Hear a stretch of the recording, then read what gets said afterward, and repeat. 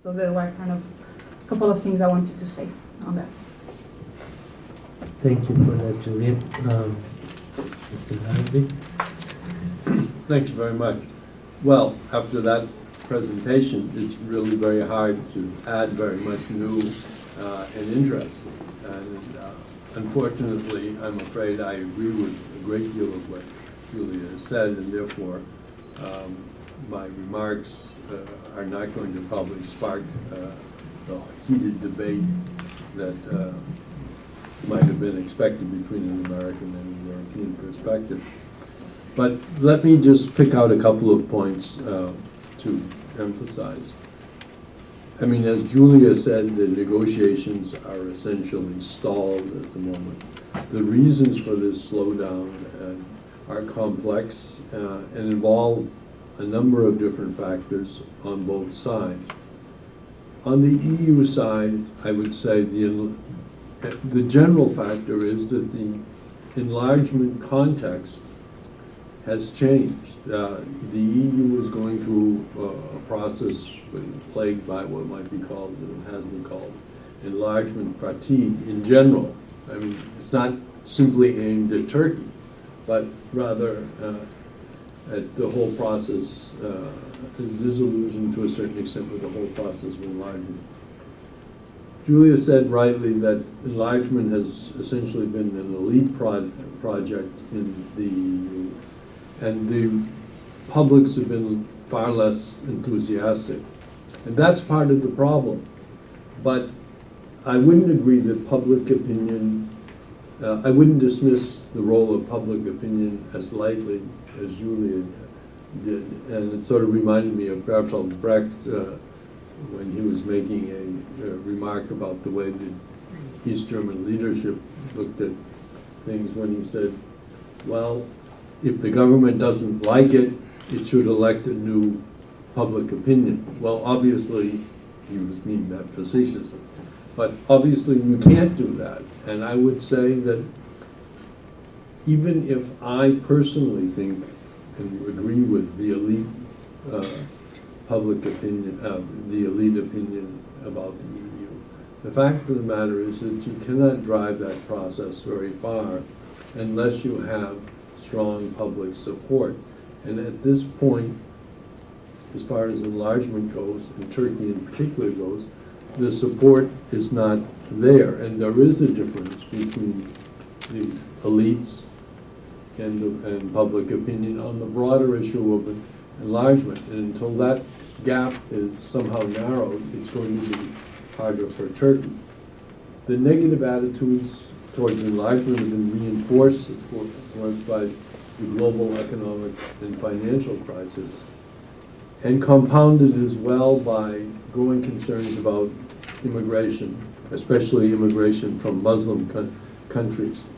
And in this sense, the Turkish issue in the EU is part of the larger debate in Europe, and especially in Germany, about immigration and about the fears of multiculturalism. And Chancellor Merkel's remarks a week or so ago about the failure of multiculturalism are a reflection of this debate. But even there, even in Germany, there is a variety of opinions, even within the government. The CDU, or even within the ruling party, you have a difference on Turkey membership between the CDU, which essentially opposes it, membership and wants a privileged partnership, and the FDP, the coalition partner, which is for Turkish membership, and the opposition, the SPD, which is also for it. But even within the German CDU ruling coalition, the Bavarian sister party opposes not only Turkish membership in the EU, it opposes any kind of immigration at all to Germany, if one can believe their leader. So the complexity of the breakdown on some of these, even within a country like Germany, makes this very difficult. And To this then must be added the fact that we have another change in the landscape, which is the rise of right-wing parties which have been gaining strength, particularly in Sweden from the elections, but also in the Netherlands, France, Austria, just to mention a number of countries. These right-wing parties have exploited the popular fears about immigration. And these, at the same time, as I said, the immigration issue is linked closely with economic factors, fears about unemployment and jobs and so forth. There's also another factor which worth mentioning, and that is that identity issues have become much more important since the end of the Cold War. The EU was not just an economic entity, but also a political security and, to a certain extent, a cultural entity. And the emphasis on identity, what is Europe, where does it end, has accentuated cultural and religious factors. Religion, obviously, is not a criteria for membership, and it's not anything that is mentioned in the Copenhagen criteria. But obviously, it plays an important political, psychological role behind the scenes and beneath the surface. For some Europeans, politicians, Giscard d'Estaing, Sarkozy to a certain extent, the EU is, or at least should be, based on Christian values and traditions. That is to say, there are some, they're important ones, they're not necessarily the majority, who see the EU as a kind of an extension of the Holy Roman Empire to a certain extent. That there's a cultural value, these are cultural values which, in their view, Turkey doesn't share. But Turkey-specific factors also play a role, obviously. One, on the economic side, Turkey has a large portion of its population, close to 30%, which are engaged in agriculture. This presents a number of problems for the EU. If Turkey became a member, Turkey would require major agricultural and infrastructure subsidies and would be eligible for them. This has implications for other southern European countries, particularly Greece, Italy, Spain, and Portugal, who would lose out and get fewer subsidies. And that fact also influences public opinion and elite opinion in those countries. Julia also mentioned Cyprus.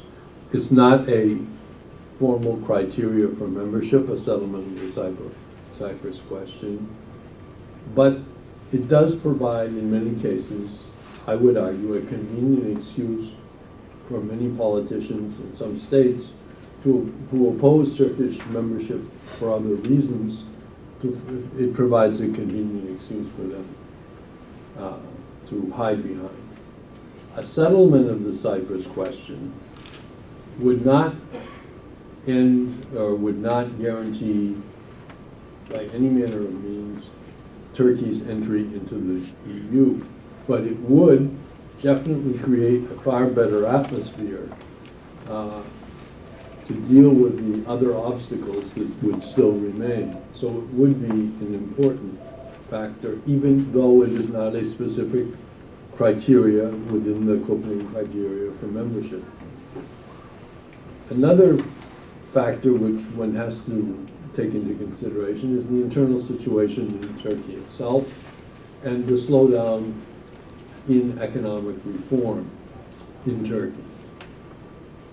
You can really divide the EU issue, membership issue, into, from an internal point of view in Turkey, in two periods. The period from 2002, I would argue, to 2005, and from 2005 to 2002. In the first 2000, and to the present day, the AKP government, Erdogan government, gave internal domestic reform a high priority from 2002 to 2005. And they did a lot to improve Turkey's image, and to change legislation which improved Turkey's qualifications for membership, and that's one of the reasons why the accession negotiations were eventually opened in October 2005. But since October 2005 and the opening of the accession negotiations, the slowdown in economic reform has been palpable on the part of the government. Now, part of this, one can argue, there have been obstacles. The fact that the PKK has increased its attacks, that there are a lot of things that have deflected Turkey's attention.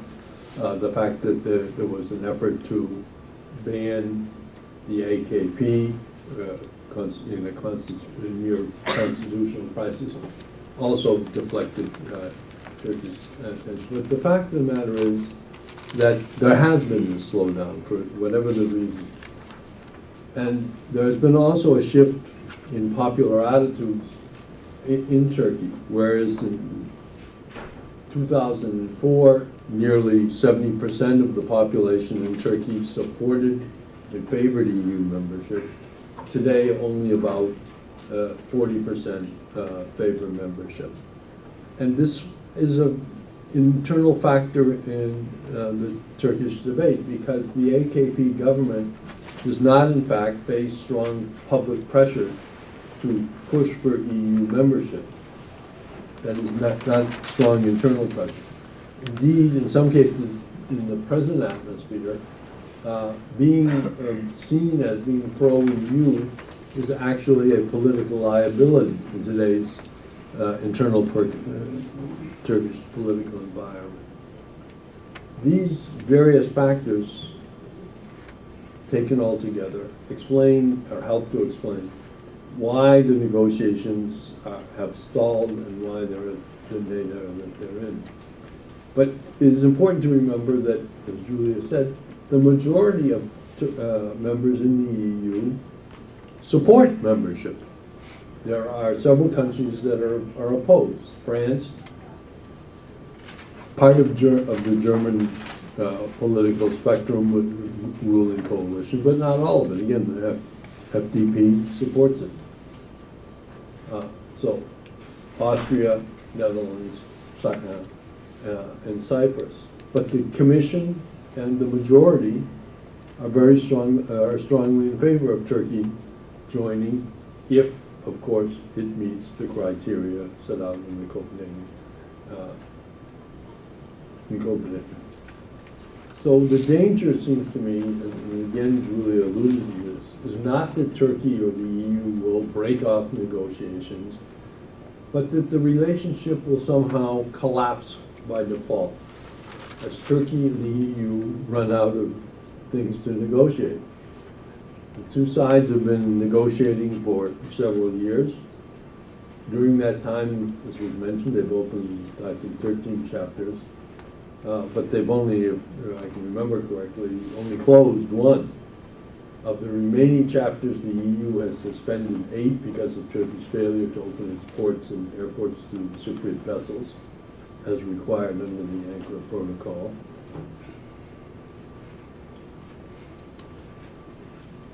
France has vetoed talks on 5 others, which on the grounds that these prejudge full membership. This leaves very few chapters on which Turkey and the EU can work. And moreover, the talks are really moving at a snail's pace. Until 2009, the two sides averaged opening 2 chapters every 6 months.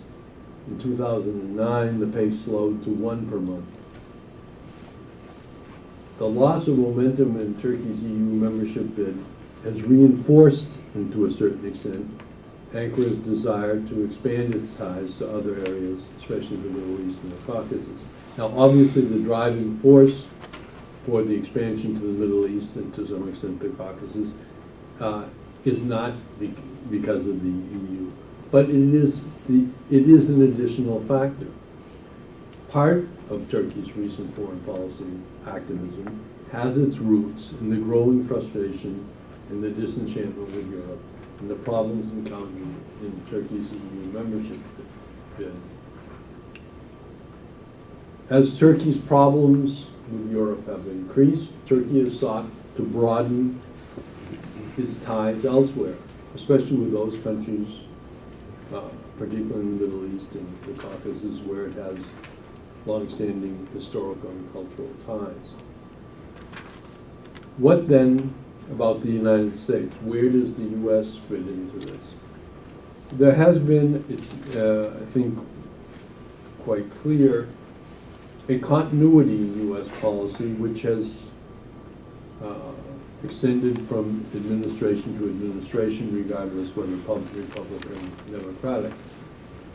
That is, the U.S. has supported strongly Turkey's membership, eventual membership in the EU, again, provided that it fulfills the criteria for membership. But the main driving concern has been strategic, and that is the desire to see Turkey strongly anchored to the West, and the fact that many in the United States, and the elite at least, consider the EU an important integration of the EU as an important assurance that Turkey will continue to democratize, and it will be an assurance of internal reform. Finally, Turkey is seen by the United States, as by some others in the EU, as an important bridge to the Muslim world at a time when that relationship is becoming more important. I think this basic policy is correct, but I would also add that I think the United States has to be careful in how it articulates that policy, that it is best done, in my view, and there are others who disagree, behind the scenes with the EU, rather than bludgeoningly trying to twist EU members' arms openly.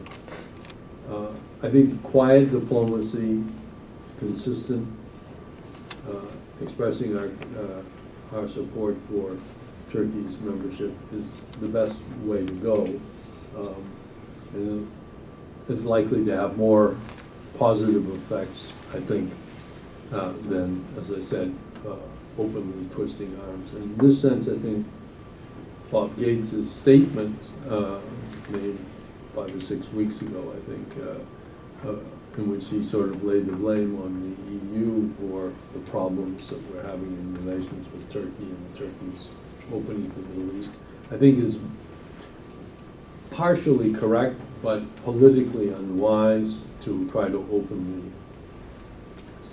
make that case for the reasons I've said. And secondly, it ignores the fact that a lot of the problems that Turkey has had have been with the United States, and were really an outgrowth of the U.S. invasion of Iraq. So there's a, if blame is to be placed, then the United States itself, or at least in my view, the Bush administration's policy, has had a lot to do with it. Lastly, on the question of the relationship between EU and the Middle East, I think it is important, as Julia said, that one recognizes that if Turkey does not become a member of the EU, or at least does not have extremely strong and close ties, that that part of the attraction for a lot of the countries in the Middle East, and particularly Syria and countries like Egypt, is the fact that there is this hope that Turkey will become a member of the EU. Turkey is seen by these countries as a kind of gateway to Europe, and particularly to European markets. And if the EU side were to be neglected, Turkey's own attraction and the interest of many of the countries in the Middle East would decline. It doesn't mean that they wouldn't still want good relations with Turkey, but Turkey's, an important part of this is the fact that they see Turkey as the wedge for them for better ties to the EU, and that definitely would be lost. Maybe I'll stop there. Thank you. I'll open the floor for questions.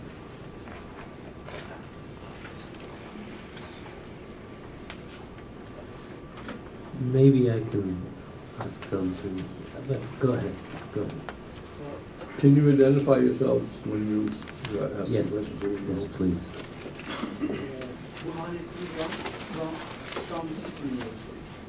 Well, I'd like to ask a question to Juliette about the relationship between Turkey and the EU. You mentioned that somehow two parts are not unhappy with the present slow continuing process.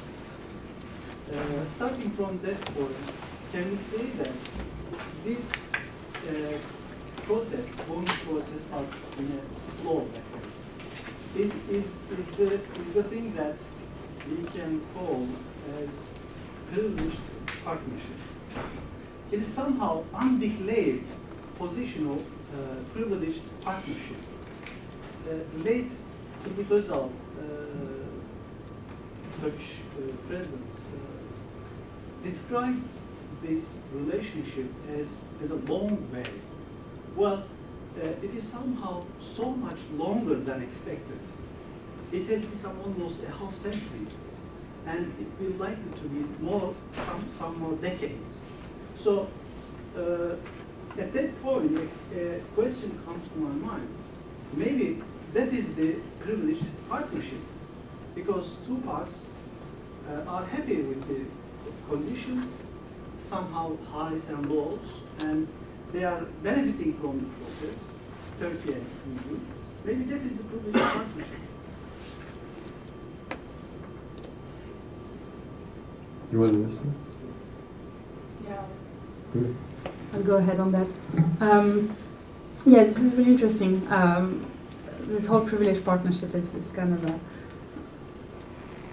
very fascinating issue. Well, first of all, the thing I wanted to add is I mentioned that in a way, not everyone is unhappy about the fact that the process is going so slow. And this is true, but of course we need to differentiate in terms of who really is happy and who is unhappy about the issue. And I think especially on the European side, the kind of people who are against Turkish membership are the ones that are satisfied with the current situation. So it is true that the reason I think why we can see this process kind of going along for quite some more time is because you have some people kind of satisfied with the situation, but it doesn't mean that this is really necessarily healthy for the EU-Turkey relationship. On the privileged partnership, I think this is exactly the reason why this whole idea is so problematic. Turkey already has a privileged partnership with Europe. And so when France or when Germany kind of propose a privileged partnership as an alternative to EU membership, it's really unclear what they're basically saying. You know, we're going to stay the way we are, and we're not going to add anything. And the problem is that beyond the whole idea of Europe promised membership, not kind of a second-class level of association with Europe. Beyond the whole promise issue, the rest is Turkey has nothing to gain really from this proposition, and actually Turkey has something to lose, because the current relationship, especially the way the custom union was set up between Turkey and EU, is actually not really fair for the Turkish side so far. And this goes, for instance, that when the EU makes a free trade agreement with a third country, without necessarily consulting with Turkey, Turkey has to accept the free trade agreement with that country in particular, which is not reciprocal. The third country does not have to accept the free trade thing with Turkey.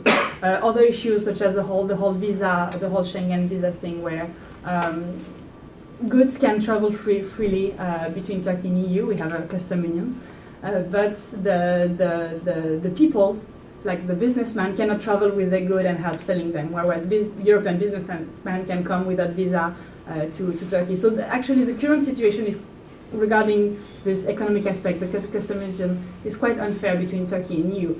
And the condition on which Turkish diplomats at the time of the custom union accepted that was it's kind of a transition period until we get EU membership. But if now we remove the membership option, saying that no, you're just going to be a privileged partner, then we need to renegotiate the whole custom union, which is something that Europe is not ready to do at that point. So I think that this is kind of the type of issue that we have with a privileged partnership. But of course, I mean, some people would argue that the situation the way it is now is kind of in a way a working situation, and there is no need to go further than that. I think it's a little bit kind of issuing the real problem and the real kind of promises that Turkey would be if it were in the EU. On this, I think, a privileged partnership would be possible if, in fact, it started from today. If you didn't have a history of an interpretation of what the Ataturk Revolution meant, and I'll come back to this, and if you didn't have other countries entering into the EU. But the fact of the matter is, the privileged partnership is seen and is, to a certain extent, a second-class citizenship from the point of view of the Turk.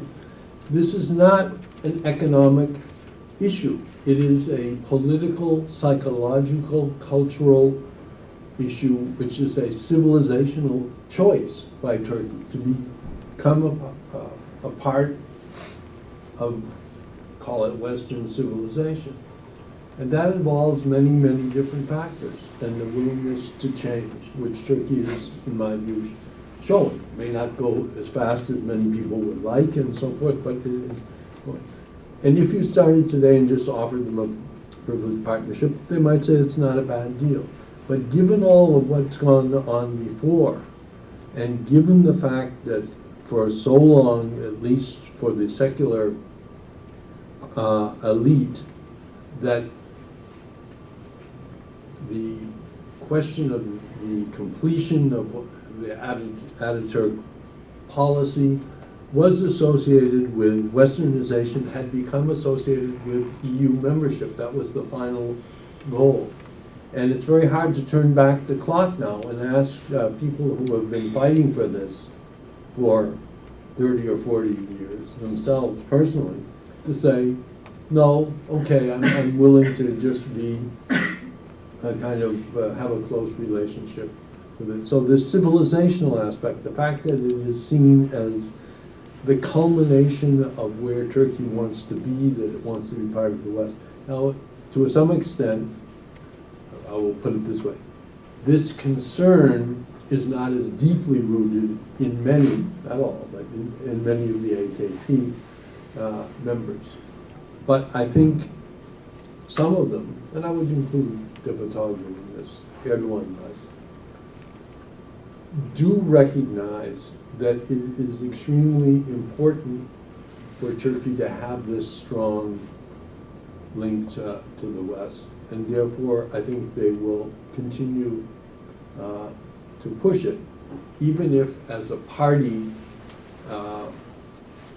the AKP may not have the historical roots and the historical consciousness that particularly the CHP has.